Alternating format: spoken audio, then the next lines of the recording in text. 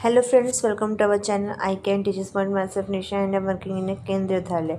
Friends, आज हम बात करने वाले हैं केवीएस एमबीएस पेपर 1 की कट ऑफ कितनी जा सकती है, सेल्स स्कोर कितना हो सकता है और रिजल्ट आपका कब तक आने की संभावना है। जिसके आप सब जानते हो कि पेपर 1 कंप्लीट हो गया है, पीआरटी का भी, टीचिंग का और साथ में टीजीटी का भी और पीजीटी का भी। ठीक है फ्रेंड्स,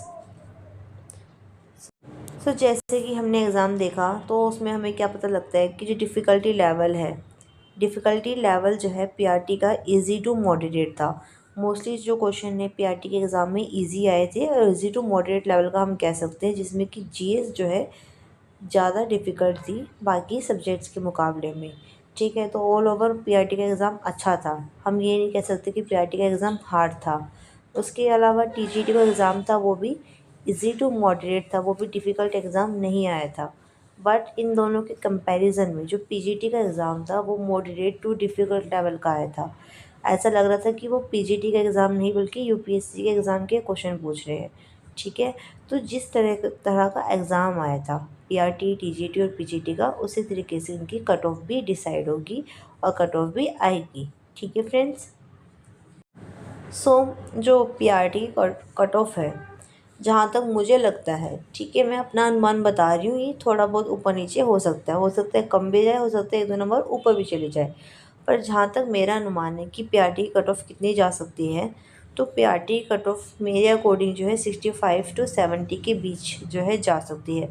ये मैं इसलिए बता रही हूँ क्योंकि पीआरटी का जो एग्ज़ाम है वो ईज़ी एग्ज़ाम आया है। ठीक है, ईज़ी टू मॉडरेट लेवल का एग्ज़ाम आया है। मोस्टली क्वेश्चन पीआरटी के ईज़ी लेवल के ही आए हैं और यहाँ पे जो कैंडिडेट हैं वो 10 टाइम्स जो है बुलाए जाएंगे। ठीक है, तो उसके अकॉर्डिंग मुझे लगता है कि अगर आपके 65 टू 70 क्वेश्चन, अगर आफ्टर नेगेटिव क्वेश्चन, जो आपने नेगेटिव क्वेश्चन करे हैं उनको हटाने के बाद अगर आपके 65 टू 70 क्वेश्चन ठीक हो रहे हैं ना, तो आप जो है अपने टायर 2 की प्रिपरेशन करना स्टार्ट कर दीजिए। ठीक है फ्रेंड्स, तो आपका कट ऑफ में इजी नाम आ जाएगा जहाँ तक मुझे लगता है। हो सकता है ये 65 के प्लेस पर 60 तक भी जा सकती है कट ऑफ, क्योंकि हमें केवीएस जो है 10 टाइम्स कैंडिडेट को बुलाएगा।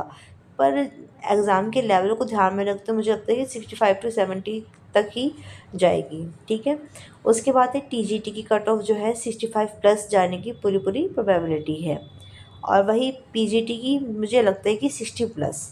ठीक है, हालांकि इसका एग्ज़ाम बहुत डिफ़िकल्ट था और कुछ सब्जेक्ट जैसे कि मैथ्स है, मान लीजिए मैथ्स नहीं भी करी हो, पर एटलीस्ट इंग्लिश, हिंदी, कंप्यूटर तो लोगों ने सबने ऑलमोस्टली करी है और अपना सब्जेक्ट भी करा ही होगा।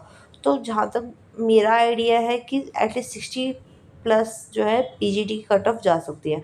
हो सकता है इससे 2-3 नंबर कम भी जाए, हो सकता है इसके 2-3 नंबर ऊपर भी जाए, पर जहाँ तक मेरा अनुमान है वो इतना है। ठीक है, और जो मैंने ये कट ऑफ बताई है ये मैंने अनरिजर्व्ड यूआर कैटेगरी की बताई है, और अगर आप ओबीसी कैटेगरी से बिलोंग करते हो तो आप 1-2 नंबर अपना जो है डिक्रीज कर लीजिए। Same for SC and same for ST candidates.